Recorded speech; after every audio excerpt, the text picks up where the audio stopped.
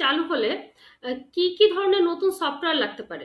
এটি আসলে এক্সিস্টিং যে অ্যাকাউন্টিং সফটওয়্যার আছে, যারা এই সফটওয়্যার কোম্পানিগুলো জানে এই প্রত্যেকটা সফটওয়্যারকে কি করতে হবে, গভর্নমেন্টের যে এফটিএ পোর্টাল আছে সেটার সাথে নিজেকে লিঙ্ক করাতে হবে, যাতে আপনি সফটওয়্যারে এটাকে তৈরি করবেন কিন্তু আপনার এফটিএ এর কাছে এটা চলে যায়।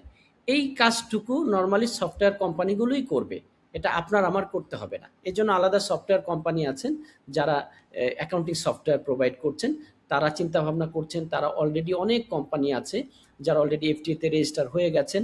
এফটি রেজিস্টার বলতে এফটি এর সাথে কানেকশন করে তারা এই অ্যাক্সেস পয়েন্টের মাধ্যমে যেটা এফটি এর সাথে সম্পর্কটাকে করে ফেলেছেন, যেটাকে সহজভাবে বলতে গেলে।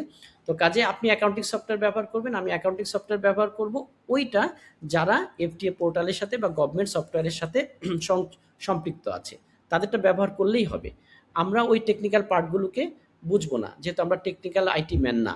আমরা শুধু বুঝবো যে এই সফটওয়্যারটাকে যদি ইনভয়েস তৈরি করি, এটা ইলেকট্রিক্যালি এফটি এর কাছে চলে যাবে, গভর্নমেন্টের কাছে চলে যাবে। তো নতুন সফটওয়্যার বলতে গেলে অবশ্যই প্রত্যেককে অ্যাকাউন্টিং সফটওয়্যার ব্যবহার করতে হবে, অ্যাকাউন্টিং সফটওয়্যারের মাধ্যমে এটাকে এফটিএতে পাঠাতে হবে। এটা তো অবশ্যই করতে হবে, একটা সফটওয়্যার ব্যবহার করতে হবে সবাইকে।